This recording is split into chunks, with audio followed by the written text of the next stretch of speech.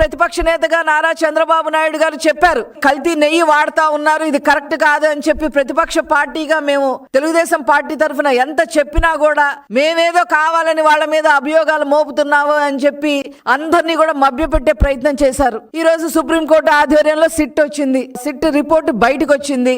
అందులో ఖచ్చితంగా జరిగిందని చెప్పి చెప్తా ఉన్నారు. 63 లక్షల కిలోల నెయ్యి కల్తీ అయ్యిందని చెప్తా ఉన్నారు. 250 కోట్లు కొట్టేశారని చెప్తా ఉన్నారు. ఎవరైతే ఈ రసాయనాలు సప్లై చేశాడో నెయ్యి రూపంలో బోలే బాబా, అతను పద్దాక వైవి సుబ్బారెడ్డికి ఇంటికి వెళ్ళిన వీడియోలన్నీ అందరికీ తెలుస్తానే ఉన్నాయి. నువ్వు చేయడానికి వీల్లేదు అంటే, సరే నా కంపెనీ మీద కాదులే, నేను వైష్ణవి అనే కంపెనీతో నేను చేస్తాలే, నీకు కావాల్సిన వాటా నీకు ఇస్తాలే అని చెప్పి అతను ఒప్పందం కుదుర్చుకున్నారనే విషయం కూడా బయటకు వచ్చింది.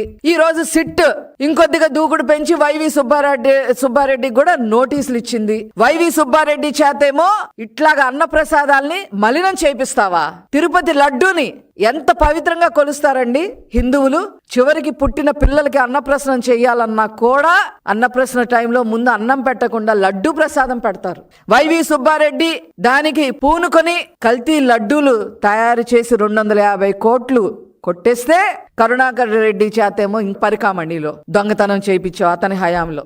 అది ఇంకా ఎంత దారుణం అంటే, వీళ్ళు అతన్ని రక్షించడం కోసం అతని ఆస్తులు 14 కోట్ల పైన ఆస్తులన్నీ వీళ్ళు రాయించుకునే పనిలో మునిగిపోయారు తప్ప కల్తీ నెయ్యి విషయం బయటకు వచ్చిందని చెప్పి ఊహించలే వీళ్ళు ఎవరు. ఇప్పుడు దీనికి ఏం సమాధానం చెప్తాడు అంటే, వైవి సుబ్బారెడ్డి సిట్టుకెళ్ళి నిజాలు చెప్తాడా?